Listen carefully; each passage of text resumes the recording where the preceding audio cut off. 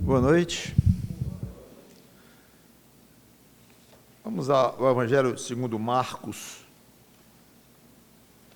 capítulo 3. Vamos ler do 20 ao 32. Marcos, capítulo 3, versículos 20 em diante. Então ele foi para casa, ele é Jesus. Não obstante, a multidão afluiu de novo, de tal modo que nem podiam comer. E quando os parentes de Jesus ouviram isto, saíram para o prender, porque diziam estar fora de si. Os escribas que haviam descido de Jerusalém diziam: ele está possesso de Beelzebu, e é pelo maioral dos demônios que expele os demônios.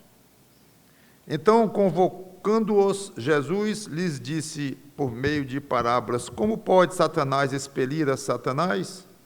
Se o reino estiver dividido contra si mesmo, tal reino não pode subsistir. Se uma casa estiver dividida contra si mesma, tal casa não poderá subsistir. Se, pois, Satanás se levantou contra si mesmo e está dividido, não pode subsistir, mas perece. Ninguém pode entrar na casa do valente para roubar-lhe os bens, sem primeiro amarrá-lo, e só então lhe saqueará a casa. Em verdade vos digo que tudo será perdoado aos filhos dos homens, os pecados e as blasfêmias que proferirem. Mas aquele que blasfemar contra o Espírito Santo não tem perdão para sempre, visto que é réu de pecado eterno. Isto porque diziam, está possesso de um espírito imundo. Nisto chegaram sua mãe e seus irmãos, e tendo ficado do lado de fora, mandaram chamá-lo. Muita gente estava sentada ao redor dele. E lhe disseram: olha, tua mãe, teus irmãos e irmãs estão lá fora à tua procura. Fiquemos aqui. Vamos orar. Santo Deus, nosso bom Pai, obrigado pela Tua palavra. Mais uma vez, te pedimos orientação, iluminação para levá-la adiante, falar dela, explicar, aplicar para o nosso crescimento espiritual, dos que já somos salvos em Cristo, e para um impacto muito forte que o Teu Espírito Santo, porventura, queira dar nos corações daqueles que ainda estão empedrecidos, endurecidos, com o pecado, e se demoram a ir a Cristo arrependidos, pedindo perdão. Então, te pedimos que esta mensagem seja para a salvação também, além de crescimento dos que já são salvos. Em nome do Senhor Jesus Cristo, que te pedimos e te agradecemos de antemão. Amém. A cena, então, é clara. Jesus em casa, em Cafarnaum, tentando comer, mas sem condições por causa da multidão que chegou lá. Não era uma reunião agradável, como se fosse uma comunhão gostosa entre muitos irmãos e amigos e coisas assim, mas uma discussão pesada, pesadíssima, contra os fariseus, num ambiente muito carregado. Eu não vou entrar no mérito da discussão, essa questão de acusá-lo de estar possesso de Beelzebu e a questão da blasfêmia contra o Espírito Santo, são ensinos interessantes, mas não vou falar nada disto. Li apenas para dar o pano de fundo. Mesmo independentemente do que estava sendo conversado, nós podemos imaginar como é que Jesus podia estar se sentindo, ele sendo o próprio Filho de Deus, Criador de tudo, ser chamado de possesso, de estar servindo ao diabo, o cúmulo da ofensa. Foi nesse ponto que chegaram, então, a sua mãe, Maria, e seus irmãos, conforme nós vimos lá. Irmãos esses que a Bíblia traz como Tiago, José, Simão e Judas, pelo menos os irmãos. Não seriam primos? Não, existe palavra no Novo Testamento para primo, especificamente. Não vou ler, mas está lá em Colossenses 4:10, lá fala a palavra primo, vinda de um original no grego. Então, não, é irmão mesmo. Por que mandaram chamar Jesus? Por que não entraram e simplesmente sentaram para ouvir? A resposta está lá no versículo 21, como nós lá já lemos. E quando os parentes de Jesus ouviram isto, saíram para o prender, porque diziam estar fora de si. Eles não queriam, não era o propósito ali naquele momento, dos parentes de Jesus, inclusive a mãe dele, o propósito não era ouvi-lo, não era sentar ali e fazer parte daquele grupo, ou apoiá-lo naquela discussão duríssima. Não. O propósito era levá-lo e trancá-lo em algum lugar, trancafiá-lo mesmo. E por que iriam fazer isso? Para que ele descansasse um pouco, estava muito estressado e coisa assim, ou para aliviá-lo da multidão? Não, porque achavam que ele estava enlouquecido. E essa é a palavra que está lá no original mesmo. Estava fora de si, não estava normal. Estava com um forte desequilíbrio. Isaías disse que o Messias seria um homem de dores e que saberia o que é padecer. Eu já comentei em pregações que eu entendo que essas dores das quais Isaías se refere, ou às quais Isaías se refere, além de físicas, deviam estar incluídas aqui dores no sentido de sentimentos internos, sofrimentos grandes. Aliás, essas maltratam às vezes mais do que as dores físicas. Se for o caso, que eu creio que seja, então aqui provavelmente é um bom exemplo. Como ele deveria estar se sentindo. Por um lado, já como eu disse, muito desconfortável estar sendo acusado de algo tão forte, tão agressivo, quanto o santo de Deus está sendo acusado de estar mancomunado com os demônios, ou o maioral dos demônios, Belzebu. Então, como se fosse pouco esse sofrimento dele e esta situação em que ele se encontrava aqui, agora chega alguém e diz: tua mãe e teus irmãos estão aí fora, procurado pelos próprios familiares para ser levado e confinado em um cantinho qualquer de alguma casa, de algum lugar, como um louco, ou mínimo um desequilibrado. É muito duro.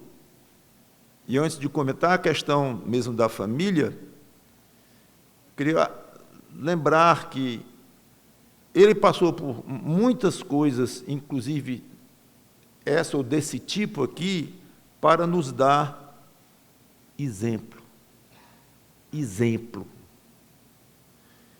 1 Pedro capítulo 2, versículos 18 a 23, nós podemos ler esta questão do exemplo e que nós devemos nos lembrar constantemente de passagens assim.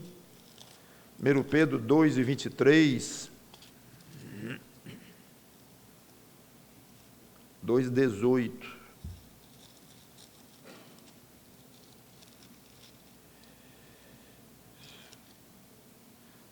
servos, sede submissos com todo o temor ao vosso Senhor, não somente se for bom e cordato, mas também ao perverso, porque isto é grato que alguém suporte tristeza, sofrendo injustamente por motivo de sua consciência para com Deus. Sofrimento por ser crente. Pois que glória há, se pecando e sendo esbofeteados, por isso o suportais com paciência. Se, entretanto, quando praticais o bem, sois igualmente afligidos, e o suportais com paciência, isso é grato a Deus. Porque para isso mesmo fostes chamados, pois que também Cristo sofreu em vosso lugar, deixando-vos exemplo para seguirdes os seus passos. Não é fácil ser chamado de louco, ou de demoníaco, ou de fanático, mas poderemos ser, às vezes somos, de uma maneira direta, de uma maneira às vezes não tão direta, mas nunca esqueça o que Jesus Cristo passou, Ele próprio, para lhe dar exemplo. E qualquer ofensa que se fez a Ele é infinitamente maior do que qualquer ofensa que lhe faça, que me faça, porque nós somos pecadores. E Ele não era. Então, guarde isso.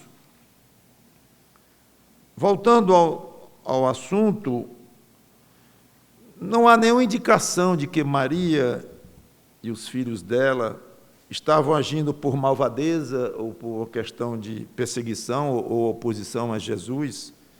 Absolutamente. Então, por que era? Eu sugiro 2 motivos. Primeiro, falta de entendimento quanto ao ministério de Jesus Cristo. Começa que os irmãos nem crentes eram, eles se converteram depois, lá em João 7, 3-5, não precisa ir até lá, mas diz que os irmãos dele não eram crentes. Lá em Atos 1:14, já fala de irmãos dele convertidos, inclusive sabemos que Tiago e Judas tiveram a honra de escrever livros que fazem parte do cânon sagrado, livros do Novo Testamento, Tiago e Judas. Então, pressupõe-se que naquela época os irmãos dele não entendiam nada das coisas espirituais, como alguém não convertido não entende das coisas espirituais. Tá? Vedado. Maria era diferente, claro, era uma serva de Deus, fiel, mas ela tinha dificuldade de alcançar a real profundidade do ministério e da pessoa de Jesus Cristo. Isso é óbvio. Não somente por esta passagem, mas por outros. Sabemos que ela ficava meditando, tinha o costume de meditar, ficar pensando, certamente sabendo que tinha diante dela algo muito maior do que ela poderia compreender, ela ficava extasiada com aquilo e sem entender bem. Obviamente, dizer que ela tinha pouco entendimento do ministério do próprio filho, em termos da natureza humana dele, não é nenhuma crítica a ela, mas um fato, aliás, muito compreensível. Qual de nós não teria reagido da mesma maneira, não teria tido o mesmo grau de dificuldade? Era uma mulher temente a Deus, fiel, mas uma mulher, vamos dizer, normal, sujeita a fraquezas e erros, como qualquer um de nós, a limitações também, era limitada nisto. Repetindo, como qualquer um de nós, não uma limitação específica dela, não. E, claro, sempre a diferença de ter sido altamente distinguida por Deus para ser a mãe de Jesus. Claro, isso a distingue, mas como algo que veio de Deus para ela, não algo que ela conquistou para atingir este grau de honra que ela recebeu. Não. Era uma mulher, uma moça, aliás, talvez 14, 15 anos de idade, pela média das moças na época, casadoiras, como se diz, que ela já estava noiva e tal. Mas a distinção enorme que ela teve foi pela graça de Deus, puramente, não por nada especial que ela tivesse feito, ou que ela tivesse dentro de si, além da fidelidade de uma moça crente. Esse é o primeiro motivo que eu sugiro para explicar uma cena tão esquisita, tão estranha. Falta de entendimento quanto ao ministério de Jesus Cristo. Poderia falar um bocado sobre o perigo, ou o quão desaconselhável é um crente que conhece pouco o ministério de Jesus Cristo, pelo menos aquém do que poderia conhecer. Nenhum crente, nem o apóstolo Paulo, poderá dizer que conheceu e sabia e entendia tudo o que se relacionava com a pessoa de Jesus Cristo, com o ministério dele. Claro que não, nenhum. Ninguém, nem os grandes do cristianismo, nenhum. Mas é o que eu estou dizendo. Conhecer Jesus Cristo menos do que poderia conhecer, aí é outra história. Então, se ele deu condições para esta geração de conhecer Jesus Cristo, se for o caso de livros, se for o caso de explicações, se for o caso de comentários, se for o caso de dicionários, de manuais bíblicos, de léxicos, o que for, se for o caso disto, está aí, abundantemente para um menino de 8 anos de idade acessar, abundantemente, conhecimento, 2000 anos de cristianismo, e muita coisa escrita, discutida, argumentada, está nas mãos. O grau de conhecimento, de inteligência, de capacidade de absorver certas verdades, varia com cada um, mas você tem sua dose. Você tem sua condição. Quero deixar a pergunta: será que eu tenho conhecimento do ministério de Jesus Cristo? O máximo que eu posso ter dentro das minhas condições hoje, como eu vivo, com a minha inteligência, com o meu conhecimento, com as minhas circunstâncias, com a maneira como eu fui criado, com o tempo que eu tenho ou deixo de ter? Essa é uma pergunta que deveria ficar constantemente na mente do crente. Eu conheço o Senhor Jesus Cristo, o que eu posso conhecer, incluindo nesta pergunta, claro, a sua capacidade espiritual de conhecer as coisas do alto. Ah, mas aí é o Espírito Santo que me dá, não depende de mim. Bom, não depende de você no sentido de que realmente é Ele que dá, Ele que possibilita, mas a forma como o crente busca, o desejo de ter essas coisas, a concentração do crente, o esforço dele para alcançar a graça de crescer espiritualmente, isso depende de você, sim. Sim, e muito. Então, é interessante como Deus, nos seus mistérios, na sua infinita sabedoria, Ele coloca lado a lado vontade, responsabilidade humana, nossa, de um crente, aqui falando de um crente, e o poder infinito do Espírito Santo, para dotar aquele crente de conhecimento das coisas do alto. Ele não deixa na mão de um, nem na mão de outro, de uma maneira total. Claro que no final vai depender tudo, sim, de Deus. Não é que é meio a meio. Não estou falando isso. Estou falando de aspectos da natureza da responsabilidade. Isso eu estou falando. Então não tem nada a ver o que você deseja crescer em Cristo, o que você resolve conhecer, não tem nada a ver. Isso é uma coisa que vem totalmente do alto. Pronto, acabou. Errado. Não é não. E claro, você querendo conhecer, está automaticamente assegurada a condição de você ser um profundo conhecedor das coisas espirituais. Pode ir atrás, 2 mais 2, como 2 mais 2 são 4.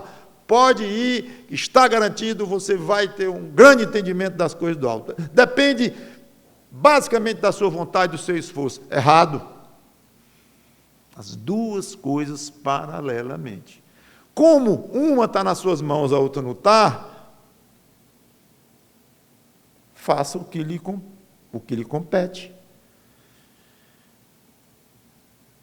A utilidade a Cristo é um fator sensibilíssimo, entendo eu, a Deus.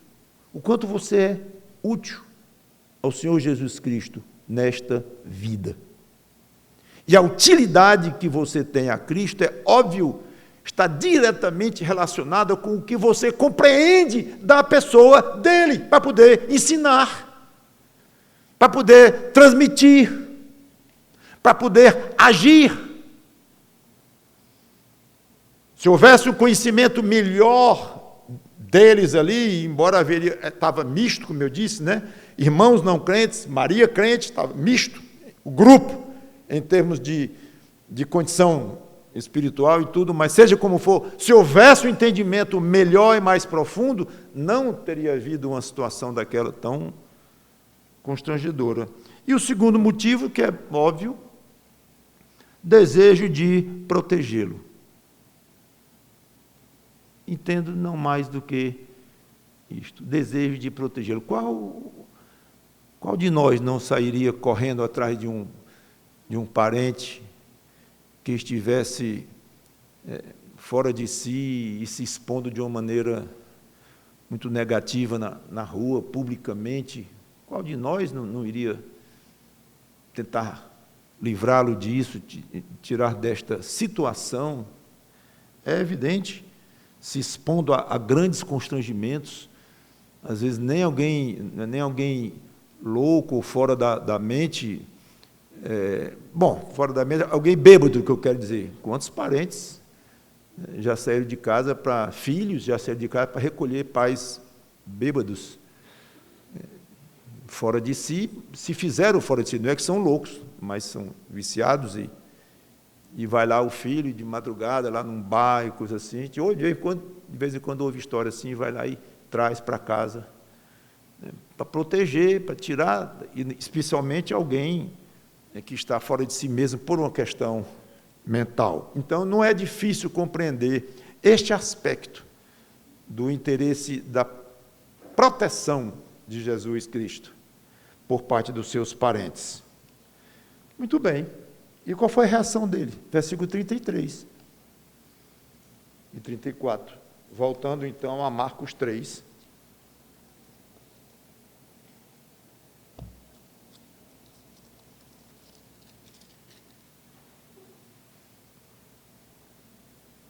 Então, lembrando, né, que chegaram lá, mandaram chamá-lo.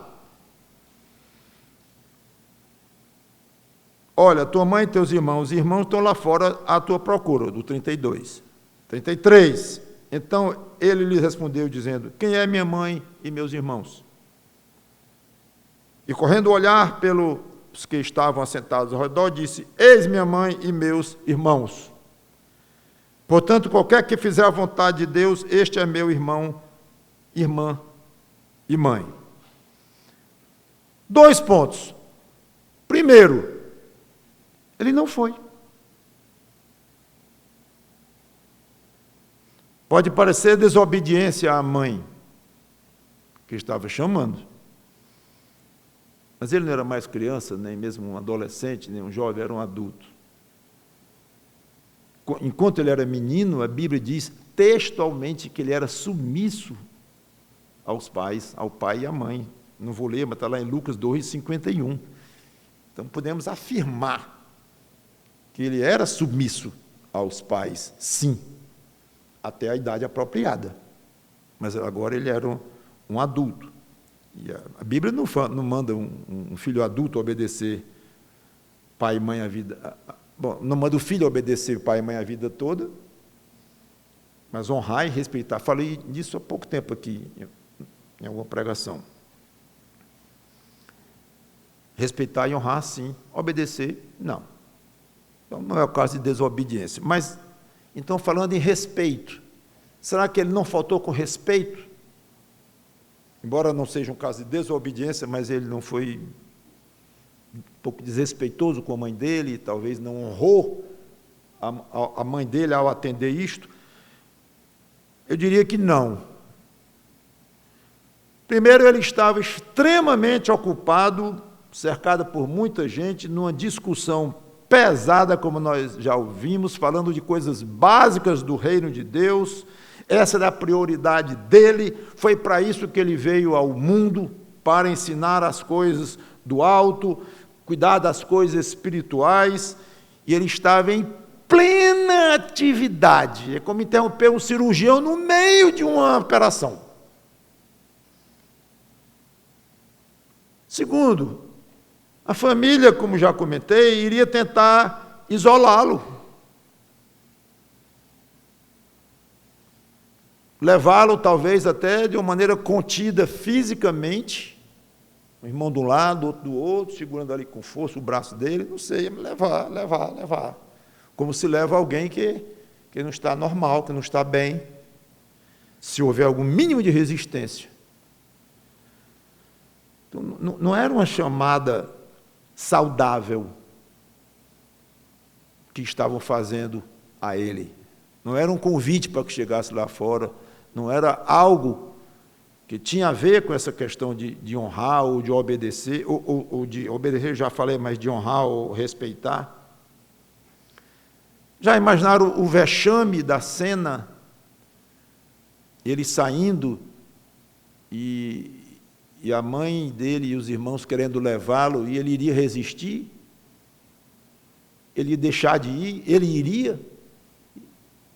A gente não consegue imaginar uma situação boa, positiva disso, não podia dar nada bem aí.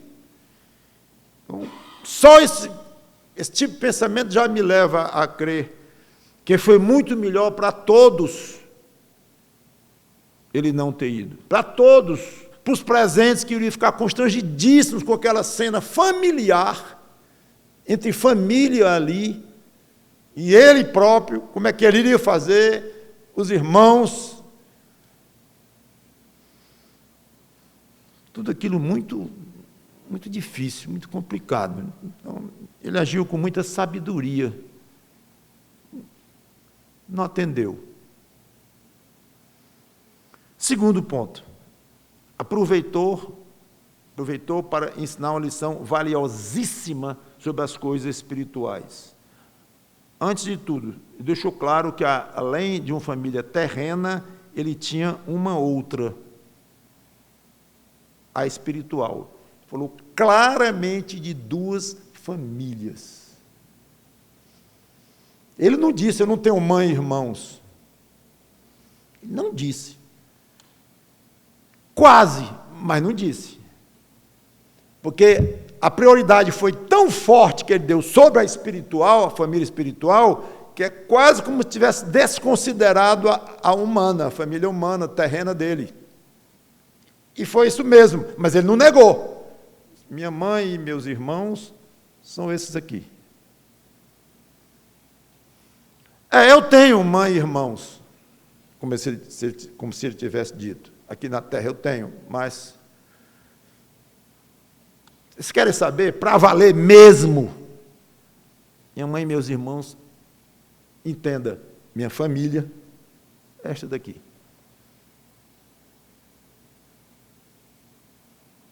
Não podia deixar de ser assim. Jesus era Deus, ele pertencia ao céu. A sua existência como homem foi circunstancial para cumprir um plano de resgate. Ele sempre existiu como uma das pessoas da Trindade. Ele nasceu de uma mulher porque fazia parte do plano eterno de Deus, para que ele se tornasse homem e pudesse então morrer pelos homens. Então por isso, circunstancialmente, então ele passou a fazer parte de uma família terrena. Só aí. Antes, não. O relacionamento com essa família terrena seria altamente secundária, quando comparada com o seu relacionamento espiritual com as pessoas que ele criara como Deus. Então ele disse claramente, lá em João 17,14, não precisa ir até lá, eu não sou deste mundo. Falando de nós, discípulos, né? Eles não são deste mundo, como também eu não sou. Claramente, o meu reino não é deste mundo, e tantas coisas que ele falou. Então, os interesses dele estavam concentrados nas coisas do alto. Então, não é de admirar que ele tenha feito um contraste entre as duas famílias, e nesse contraste a família terrena foi lá para baixo.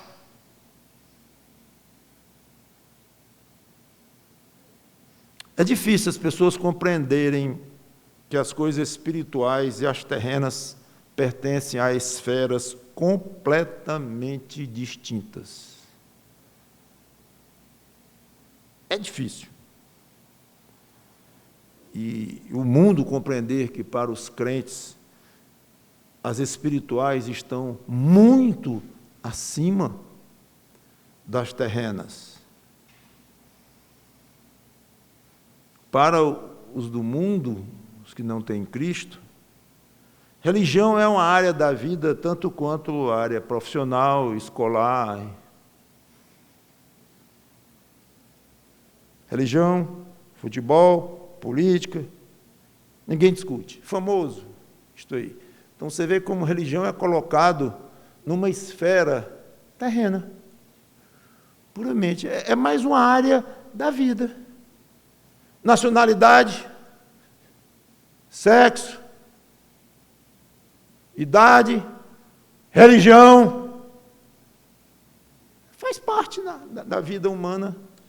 Pessoas, pelo menos muitas delas, terem a sua religião. Adotado uma religião, nasceu na religião e lá ficou, ou adotou depois, não importa. Mas ter uma religião. Não se conformam com a força com que um novo discípulo de Cristo entra na família espiritual. A dedicação, a energia, o ímpeto. Eles não se conformam. Tudo bem que se tem uma religião, tudo bem que se frequente aqui e acolá as coisas, os costumes dessa religião. Tudo bem que se crê em Deus, um Deus criador, tudo bem. Até tudo bem achar que a Bíblia é a palavra de Deus e guardar uma em casa bem bonita. Mas precisa viver falando em Jesus Cristo o tempo todo. Viver em encontros da igreja, viver em reuniões de igreja o tempo todo. Estar sempre falando na Bíblia, lendo a Bíblia, estudando sobre a Bíblia, precisa disso, não é exagero, não é um certo fanatismo isso. Basta ter a religião e ser fiel àquela religião, razoavelmente dentro dos princípios daquela religião. Tá bom. Então, tem a religião aqui, tem o seu partido político ali, tem a sua nacionalidade ali, tem a sua profissão ali. Pronto, são as áreas da vida. E o outro dizer, eu não tenho religião nenhuma. Tudo bem também. Tá bom, tá bom. Um tem, o outro não tem. São coisas desta vida, né? É assim que o mundo encara a questão da religião. Não compreendem que para os crentes as coisas espirituais adquiriram um valor muito maior do que as coisas desta vida. Não compreendem que os laços do convívio com irmãos em Cristo podem se tornar, e muitas vezes se tornam, mais fortes do que laços de sangue.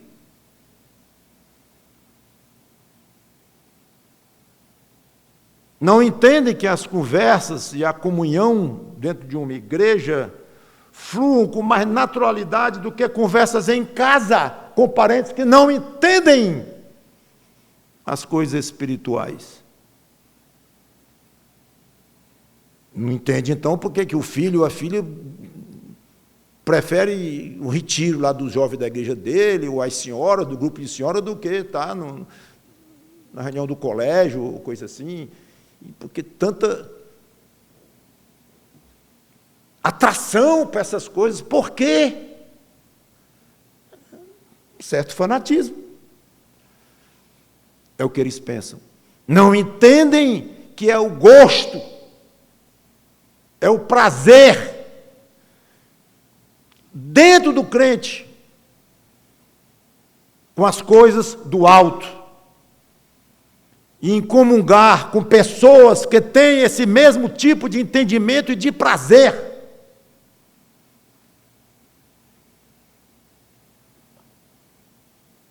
Aí Jesus fala em duas famílias. Tenho duas famílias. Uma está lá fora me chamando. A outra está aqui dentro. Foi exatamente isto que ele disse, em outras palavras.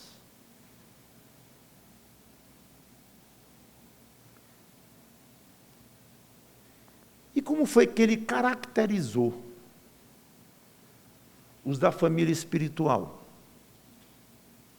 Bom, ele caracterizou como mãe, irmão e irmã. Óbvio que ele está fazendo uma analogia, é metafórico. A mãe dele, Maria. Os irmãos dele eram aqueles que estavam lá fora, óbvio. Essa que é minha mãe, minha irmã, não. Mãe só tem uma, né? Não é que pode. Então, é óbvio que ele usou, então, o parentesco terreno como uma metáfora para o parentesco ou uma relação familiar espiritual. É por isso que eu acho melhor, até para o entendimento de tudo aqui, é a palavra família. Como se fosse, quem são meus irmãos, mãe, irmão, como se fosse, quem é minha família? Minha família são esses aqui. Tenho duas, uma lá fora e uma aqui. Olhando, claro, Maria pelo ângulo da família terrena, ele estava lá com a mãe dele. Claro que no caso de Maria, um pouquinho mais, porque ela era irmã em Cristo, né? Irmã espiritual dele também. Mas o foco aqui era a família terrena lá fora e a espiritual ali dentro. Como é então que ele caracterizou esses crentes que estão aqui? Não. Os que vão para o céu, ele tem uma família lá fora, terrena, e uma família aqui espiritual, é os que vão para o céu. Não. São os que entregam a própria alma a mim, como Salvador. São esses que estão aqui e fazem minha família espiritual. Não. Pode olhar aí como foi que ele disse. Versículo 35. Portanto, ele vai definir alguém que pertence à família espiritual dele. Isso não é coisa de pouca importância. É Jesus Cristo definindo, caracterizando alguém que é parente espiritual dele. É alguém que fala em Jesus. Alguém que proclama ser crente, proclama ser evangélico, proclama ser cristão. Vamos ver como é que ele define, para lhe ajudar, me ajudar a identificarmos os verdadeiros irmãos em Cristo. A identificar a nossa verdadeira família espiritual. Porque se você é crente, você também tem duas famílias, a terrena e a espiritual. E é preciso, a terrena você conhece muito bem. Pai, mãe, irmão, primo, tio, você conhece tudinho. Talvez até tenha uma árvore genealógica em casa. Então a família terrena você conhece muito bem. Mas a espiritual você conhece? Você sabe quem são? Olha, você sabe mesmo? Você consegue defini-los? Porque nessa família espiritual você entrou depois, já de ter conhecimento, talvez como menino, ou adolescente, ou adulto, ou até ancião, não sei, cada um tem a sua idade de conversão, mas você entrou nesta família espiritual depois. E é uma família muito misteriosa, porque é uma família espiritual, com laços invisíveis. Pode tirar o DNA, não vai dar nada entre um e outro. É uma família diferente. E quer ver uma desgraça? É o crente que não entende o que é família espiritual. Sabe o que é a família terrena, mas o que é espiritual, ele não entende bem e se confunde. E pensa que ali estão membros da família espiritual dele. E estão pessoas assim. Como identificá-las? Versículo 35. Qualquer que fizer a vontade de Deus. Em Mateus 12, 50, não vou ler, mas é passagem paralela. Diz, qualquer que fizer a vontade de meu Pai Celeste, esse é meu irmão e tal, e tal. Lucas, capítulo 8, versículo 21, passagem paralela. Aqueles que ouvem a palavra de Deus e a praticam, ou seja, a verdadeira família de Jesus é composta por pessoas que obedecem a Deus, que são sensíveis ao que Deus deseja, que querem agradar a Deus, não por pessoas fiéis a uma determinada religião terrena, uma religião especificada nesta terra.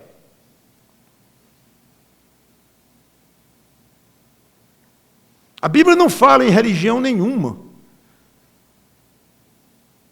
Católica, batista, presbiteriana, essa ou aquela, ela não fala isso, nada.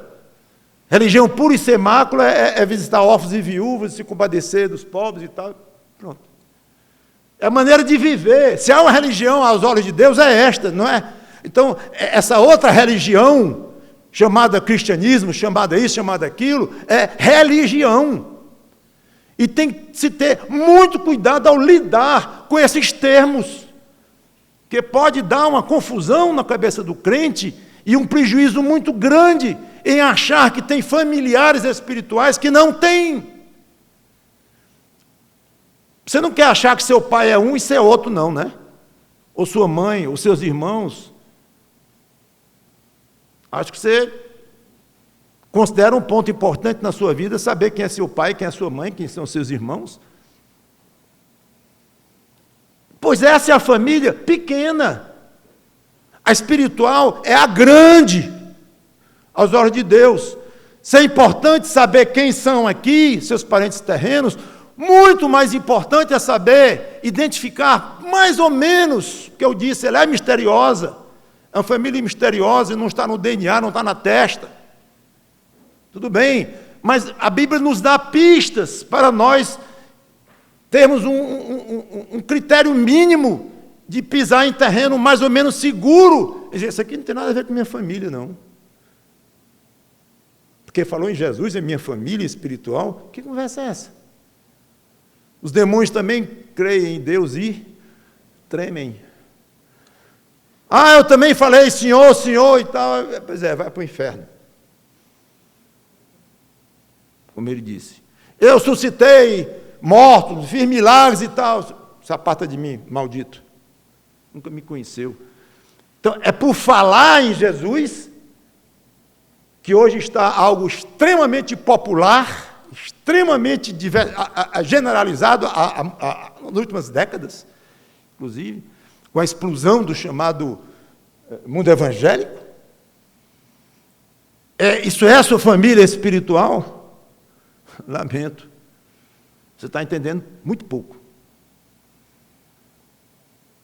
A verdadeira família de Jesus Cristo é composta por aqueles que obedecem a Deus, não por fiéis a uma determinada religião. Religião é coisa da terra.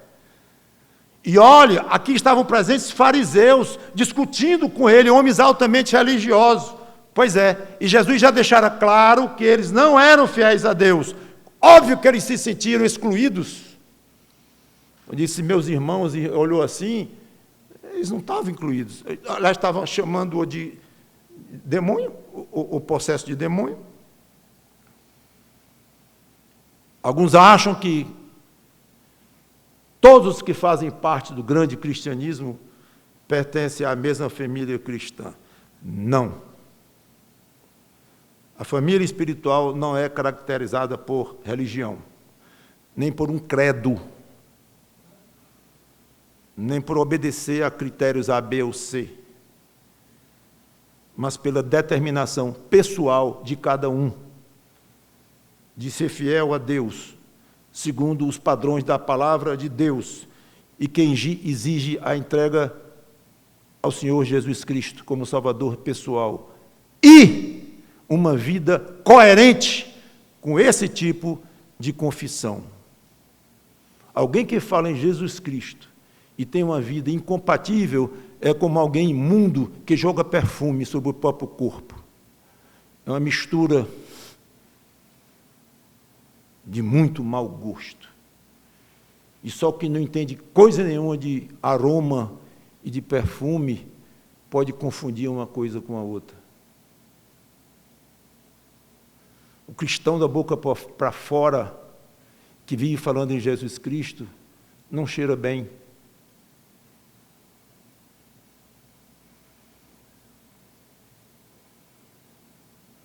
Uma igreja local, formada por pessoas convertidas a Cristo, é o que mais se parece nesta terra a uma família espiritual. É uma igreja local, não é uma cidade, não é um estado, não é um país, não existe na Bíblia país cristão, não existe na Bíblia estado cristão, cidade cristã, não existe. O plano de Deus para juntar membros da família espiritual de Cristo são igrejas locais, onde ali se pode ver com mais atenção, com pastores, com líderes da igreja, e a igreja ali pode ser, 100, 200, 1000, vamos lá, 10 mil membros, mas 10 mil ainda é muito pouco, comparado com 100 mil, 200 mil, 1 milhão de uma cidade, ou 5 milhões, ou dezenas de milhões de um país inteiro. O plano de Deus é que o crente identifique sua família espiritual na sua igreja local. É aí aonde se comunga de uma maneira mais forte e onde pode se traçar, realmente se pisar em terreno mais firme. É por isso que Deus estabeleceu disciplina na igreja, porque uma igreja local tem condições de ser mais cuidadosa com aqueles que fazem parte daquela igreja. Pode fazer, tira do hall, tira do convívio. Para quê? Para ficar o mais enxuta possível e o mais identificável possível com pessoas salvas naquele ambiente. Que Cristo quer que nós tenhamos comunhão com pessoas salvas. e que identifiquemos nossa família espiritual com gente salva em Jesus Cristo, que fala em Jesus e vive como Jesus Cristo quer e manda. Vive como crente.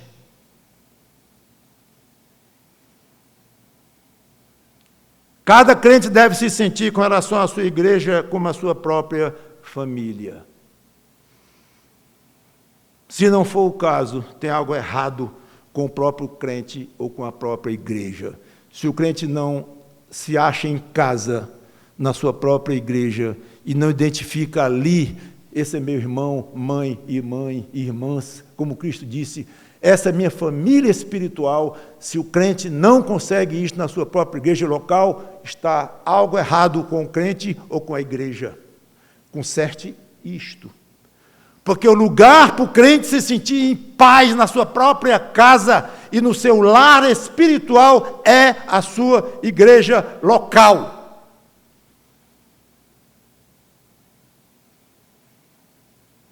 Eu quero encerrar. Ficamos felizes com passagens assim, quando comprovamos que fazemos parte, de um grupo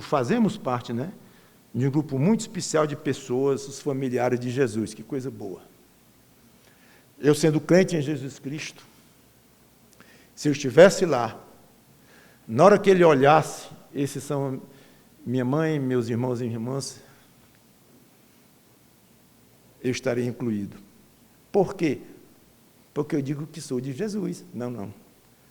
Porque eu estou incluído na qualificação que ele fez, que faz a vontade de Deus. Ou, conforme Lucas disse, que ouve a palavra e a pratica.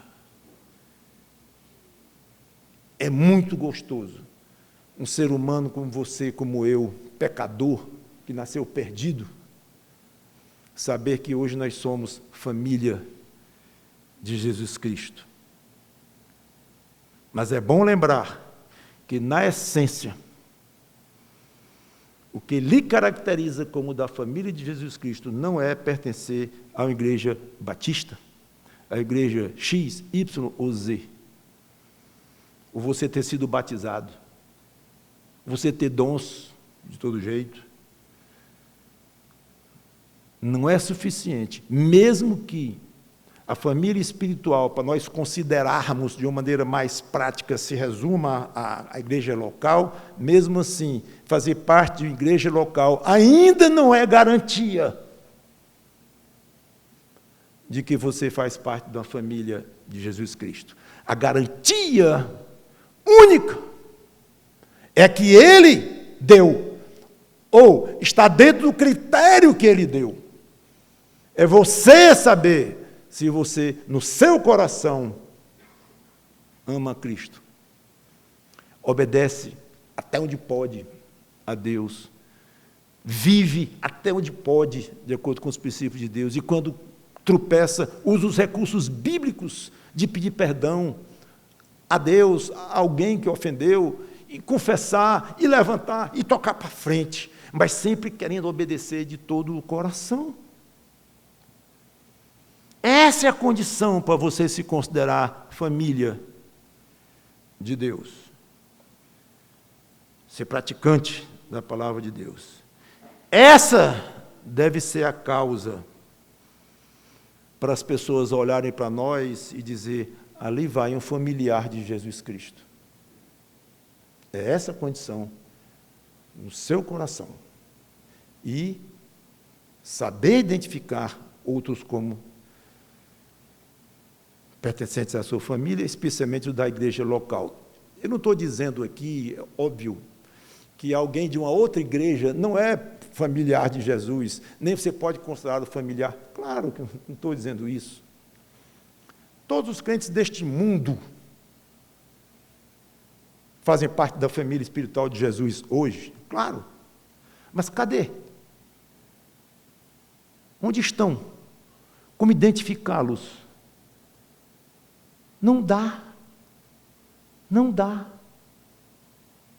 E não é, então, como falei, através de bairros, cidades, estados, países, nações, não é. Não é assim. Então, claro, você pode conhecer dezenas de pessoas que vivem como crentes, fazem parte de boas igrejas locais, estão envolvidas ali. São irmãos em Cristo. Amém. São da nossa família. Amém. Tudo bem. Mas você não lida com eles no dia a dia, você não está se reunindo com eles, você não está votando com eles nas reuniões, você não está vivendo o dia a dia da palavra com eles, porque estão em outras igrejas locais. O plano de Deus é igreja local. É difícil, por mais que você compreenda o tamanho de igreja local, ainda é pouco. Você, eu, é muito mais importante do que nós pensamos. A Bíblia diz que um dia haverá um rebanho e um pastor.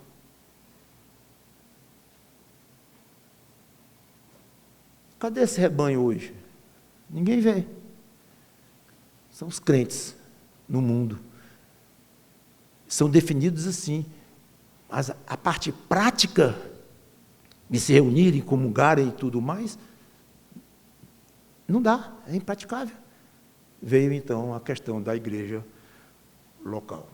Então eu quero encerrar, lembrando que se alguém vai considerar você da família cristã ou espiritual, é porque você quer fazer a vontade de Deus. E passe a ser mais exigente, menos ingênuo,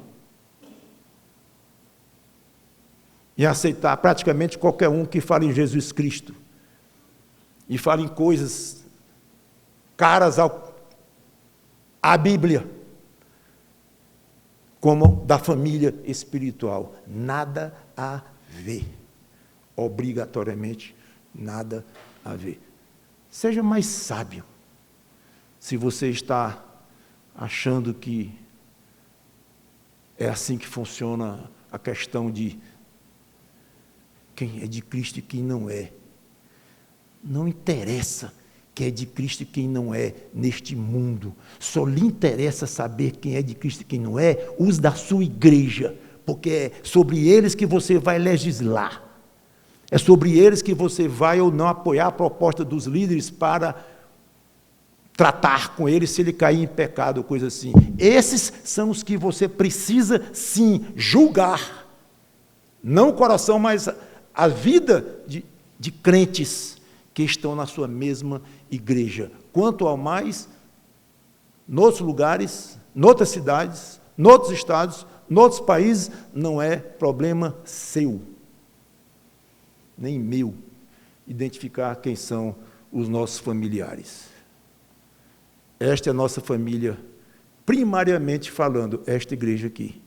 E graças a Deus pelos poucos outros que eu conheço, que você conhece, de outras igrejas, de outros locais, de outras cidades, de outros países, inclusive, e que nós pudemos descansar e considerar, isso aí eu considero um verdadeiro familiar em Cristo. Que Deus nos abençoe. Vamos orar. Obrigado, Senhor Deus, pela Tua palavra, que Teu Espírito Santo nos ajude a ter mais discernimento nessas coisas tão claramente ensinadas pelo Senhor Jesus Cristo. Em nome dele que te pedimos e te agradecemos. Amém.